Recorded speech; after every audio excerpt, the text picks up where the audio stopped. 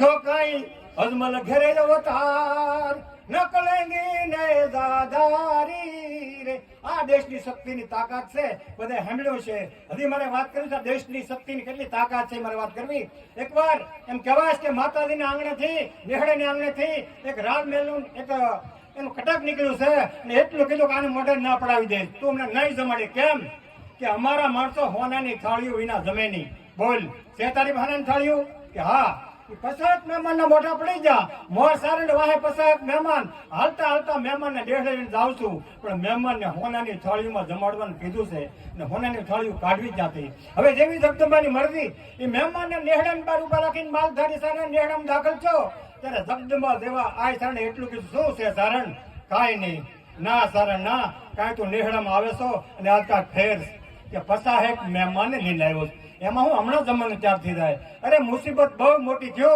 કે મહેમાન ને હોનાની થાળીમાં જમાડવાનું કીધું છે અને હોનાની થાળીઓ કાઢવી જાતી અને તેથી જો મહેમાન એથી જમાડી ના આવ્યા જાય તો મારી કાઠિયાવાડની ધરતીનો રોટલો લાદે કાઠિયાવાડની ધરતીના દુહા ખોટા પડે કે કાઠિયાવાડમાં કોકદી ભૂલો પડે ભગવાન તું મારો થા મહેમાન સરગા બોલાવ સાંભળા મોહન મારે આંગણે મોંઘેરો થાને મહેમાન જવને રાતે થઈને તમારું સાંભળા અને એ જો નહીં મળે તો દીકરા ખાડીને ખવડાવી દે હું પણ એકવાર મહેમાન થઈ જા કે પસ્તા હેક હોનાની થાળી જોઈ છે હા બેહી જાવ કહું બોલેવા બધા હારવાના થઈ જાય કહું બોલેવા બેહી જા અને એમ કહેવાય કે જગદંબાએ એ માતાજીની આગળ ઘીના દીવા પ્રગટાવી દીધા ને એટલું કીધું કે હે 9 લાખ લોબડીવાળી સારણના નેહડામાં તમે જન્મીશ એ ઉજળા વાળી સિંધુ બાપલ બૂટ વેસરા દેવ સાપડ સાવળ ગુલ ગળદરા માટણના સુરત થંભી ગયા અણમોલ ઉજળા દિવસ ચા જાતર્યા માં આ નેહડું અમારું નથી દેહડું તમારું છે માં અને જો મહેમાન એથી જમાવગી ના વયા જાય તો લાજ અમારી નહીં જાય તમારી જાય માં અને એક પેને 3 આવડા પડ્યા એ ઘીના દીવા બળતા હતા અને એમાંથી એવા માલધારી એમાં મુજાય હું જા ખાખરાના પતરાવડા પીરી દેજો માં આ હોનાની થાળીમાં જમાડવાનું કઈ સારણ મહેમાન લઈને આવ્યો માં અને તેથી માતાજીના ફળામાં જવા આવ્યો કે માલધારી ખાખરાના પતરાવાળા પીરી દે દે સારણ એમ કે તું પીરવા નીકળ દે પછી એક જો હોનાની થાળી ન થતી જાય ને તો જગદંબા નહીં એ જોત જોતો જમવાનું ક્યાં થઈ ગયું ઢીંગા બાજરા ઢોટલા ઘી દે દૂધ તાણી ભરાણી બહેરી જો મહેમાનને જમવા માટે એ 50 મહેમાન એક દિનમાં જમવા બેહી ગયા એ જમવા બેહી ગયા પછી ઝૂંપડામાં રહેવા વાળો માલધારી સારણ એ ખાખરના પતરાવળે નીકળ્યો એક પતરાવળું મૂક્યું તો દીવાન ઉભો થઈ ગયો બોયલો બદલાયની સારણ હોનાની થાળીમાં જમાડવાનું કીધું તો પતરાવળા મુકાશ હવ હારાવના થી બેહી જાવ નહીં આમાં અમે ન જમીએ પણ જગોદી રાણા બહુ સમજના આપણું દીવાન બેહી જાવ નેહડાના માતાજીને આપનાર બેહી જાવ બેહી ગયા ખાખરાના પતરાવળા બિરાઈ ગયા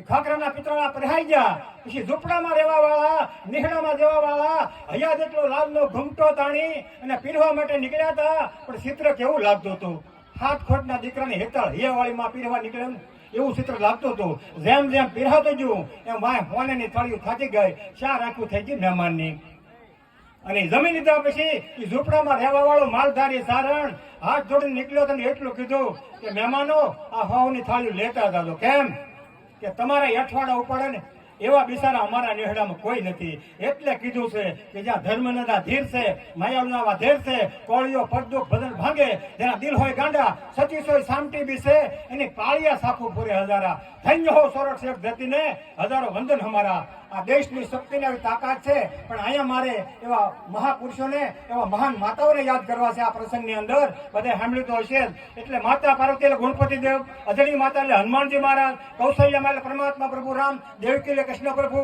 માતા મિંદર રામદેવજી બાબા રાજબાઈ માતા જલારામ બાપુ સૂર્યાબાઈ એટલે ગીગા બાપુ શિવકુરબા એટલે બદ્રીનાથ બાપુ હુલસદેવ તુલસીદાસ દે સાવિત્રી મોરારી બાપુ ભુવનેશ્વરી માતા સ્વામી વિવેકાનંદ જીતાબાઈ એટલે છત્રપતિ શિવાજી રાણુકા એટલે પરશુરામ શકુંતલા એટલે ભરત સત્યવતી વેદ વ્યાસ ગંગામી એટલે ભીષ્મ દાદા કુંતા માતા અરુંધતી તારામતી એટલે રોહિત સુમતી એટલે ધ્રુવકુમાર સંગાવતી એટલે શૈલીઓ સોનાલી શ્રવણકુમાર સોમલદેવ એટલે નવઘણ સત્યવતી દત્તાત્રેય માતા સીતા છે લવકુશ અને ભાગીરથી માતા એટલે ઝાંસી રાણી ઋષિબાઈ અને આર્યાબા એટલે જગતગુરુ શંકરાચાર્ય હતી અને હિન્દુસ્તાનની અંદર 4 મઠ સ્થાપી અને વૈદિક ધર્મનો વાવટો ફરકાવી દીધો હોય ને એટલે આપણે સંતોને યાદ કરવા પડે સંતોને આપણે એટલા માટે યાદ કરવા પડે પણ આપણી સંસ્કૃતિ આપણો સનાતન ધર્મની મર્યાદા આ તમામ સંસ્કૃતિ જાળવી રાખીને એટલે આપણે એને યાદ કરવા પડે પણ મારે એક વાત કરવી છે કે આપણે હિન્દુસ્તાની કહેવાય છે કવિએ લખ્યું પણ હાસ્ય લાગશે તમને કે ગાંઠિયા ભણેલા હારા, છોકરા ભણેલા હારા, સા ગરમ સારી,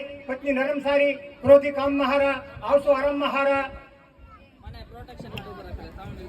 હપ્પણમાં હાડું હારા, જમવામાં લાડુ હારા, આંગણે ગાય સારી, દીકરી ડાય સારી.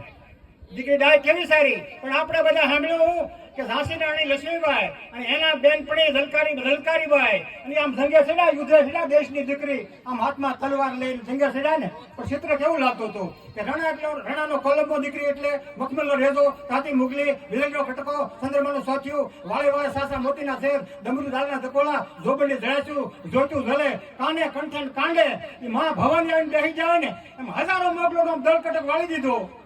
ત્યારે એમ કહેવાય કે મોગલું એમ થયું કે આ દીકરી કોની તાકાત છે? આ તાકાત ઝાંસી રાણી લક્ષ્મીબાઈ ની બહેનપણી છે. તો કે લક્ષ્મીબાઈ ની કેટલી તાકાત? આની કરતા 10 ગણી. એ વધારે લશ્કર મગાવ્યું. એ લશ્કર મગાવ્યું ત્યારે એમ કહેવાય કે અહીંયા ઝલકારીબાઈ ખબર પડી કે મારા ભાઈ સાહેબ ને હવે સલામતી નથી. એટલું કીધું, ભાઈ સાહેબ આજ સુધી કઈ માગ્યું નથી, પણ એ વસ્તુ માગ્યું. બોલીને શું માગું? બસ આજનો દિવસ તમારા કપડા પહેરવા અને આજનો દિવસ તમારી પથારી ભૂવું છે, બસ એટલું જ. અને એ આપ્યું. અને એમ કહેવાય લક્ષ્મીબાઈ આપણી બેન દીકરી તારે વાડી જતા હતા બાળકને બગલમાં લઈને. લક્ષ્મીબાઈ બાળકને બગલમાં માંડ્યો અને જંગ્યા સડ્યા અને અહીંયા આક્રમણ થયું અને ઝલકારીબાઈના ટુકડા થઈ ગયા, પણ લક્ષ્મીબાઈ બસી ગયા. એટલે લખાણું કે લઈ થે લક્ષ્મીબાઈ તણી ઝાંસી તણી રાણી હતી, ઝૂકી હતી રણજંગ માઈ, દુશ્મનને હણતી હતી, એ મર્દો સમી માનુની હતી હિન્દુસ્તાનની, હે યમદેશ તણી યારી રમણી, અમર સે ઇતિહાસમાં, એ અમર સે ઇતિહાસમાં. આને દીકરી ડાય કહેવાય.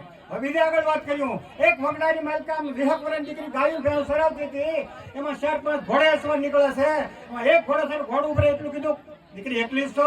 કે હા બાપુ, નાનપણમાં મા બાપ ગુજરી છે, માહોલમાં મોટી થાવ છો અને ગાયું ભેંસ સરાવું એમ નથી કહેતો. આ એકલી છો અને વગડામાં કાંઈ બીક નથી લાગતી? બાપુ બીક શેની લાગે? આ પરંડાની અંદર જોગીદાસ ખુમાણ મહાપુરુષોના બારોટા હતા હોય તો કોના બાપની તાકાત છે કે આ દેશની દીકરીને આંગળી હિંદી કે? ત્યારે દીકરીને એમ થયું, જોગીદાસને એમ થયું, આંખમાંથી આહુડા મીઠા પડવા કે બાપુ તમને કાંઈક અજુગતું કહેવાય જોઈએ ને તો મને માફ કરી દેજો. બાપુ બેટા અજુગતું નથી કહેવાય ગયું, પણ હું જોગીદાસ ખુમાણ પોતે છું. નાકમાંથી આહુડા મીઠા પડવા, બેટા અત્યારે મારી પાસે કાંઈ નથી, પણ જો કાંઈક હોત ને તો તું આપી દે. બાપુ મારે કાંઈ નથી જોતું, મારા બાપુને જ નથી જોયા, પણ આજ મને એવું લાગે છે કે મારા બાપુના દર્શન થતા હોય ને એવું મને લાગે છે. માટે આંખમાંથી આહુડા બંધ કરી દો અને તમારું નામ કાયમ માટે અમર તપી જાય. આ દેશની દીકરીની તાકાત છે. હવે બીજી વાત કરીએ, તમે બધા સાંભળ્યું તો હશે કે જ્યારે એમ કહેવાય કે દીકરી અત્યારના યુગમાં આપણે બધાને ખબર છે કે આપણે તમારા દીકરાનો વ્યવહાર કરવો હોય તો કંઈક આડું દેવું પડે, કાંઈક હમો કરવું પડે, કાંઈક ત્રેખડ કરવું પડે. આ શા માટે કરવું પડે? તો આપણે બધા સાંભળ્યું કે જ્યાં સુધી આપણે ટીવી આવ્યા એમાં સોનોગ્રાફી કરાવ્યું, એ સોનોગ્રાફી કરાવ્યું અને એમાં ઋણ હત્યા દીકરીને કરી નાખ્યું. એ ઋણ હત્યા થઈ ગયું ને એટલા માટે આપણે આ ઘટતી વસ્તુ આપણે ઋણ કરી નાખ્યું ને એ આપણે ભોગવવું પડે છે. પણ એમ કહેવાય કે આ હમણાં એક અભિયાન બહાર નીકળ્યું છે, બેટી બચાવો બેટી પઢાવો. બેટી બચાવો બેટી પઢાવો. એમાં LNT, LTT, STD, ATM, acidity, diabetes, DDT, tetanus, Toyota, તૂટી ફૂટી, કટોકટી, BTT, ટાટા, બાટા, BT, સિટીમાં બેટી બચાવો. આ દીકરીની ઋણોત્યા સિટીમાં થાય છે. અને તેથી આ દેશની દીકરી, નાની એવી દીકરી શું કહે છે, માં અમને હું કામ મારી નાખવામાં આવે? અમે હું તમારો અપરાધ કર્યો છે કે અમને નાની ઉંમરમાં પેટની અંદર ઋણ હત્યા કરી નાખવા? શું કામ એને હું અમે અપરાધ કર્યો? અમારે ધરતી માતાની આંગણે 2 પગલી પાડવા આવવું છે. આ કોઈ પ્રસંગની અંદર અમારે એક નિરીક્ષણ કરવા આવવું છે. અમારા બાપાના આંગણે 2 પગલી પાડવામાં આવવું છે. અમારા દેશની અંદર એક રાષ્ટ્ર ગીત ગાવા માટે આવવું છે. શું કામ અમને મારી નાખવામાં આવે છે? અમે માં શું તમારો અપરાધ કર્યો છે?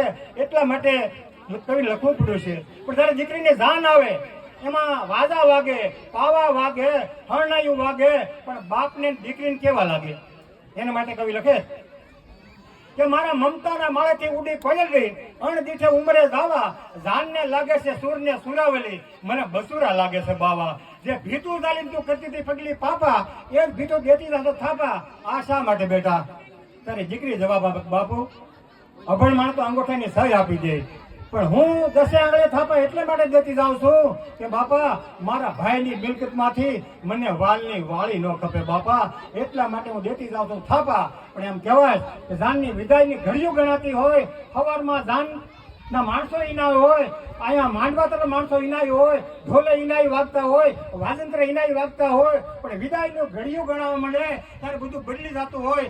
એટલા માટે અહીંયા કવિને લખવું પડ્યું હોય છે એ વિદાયની ઘડિયું. હવે તો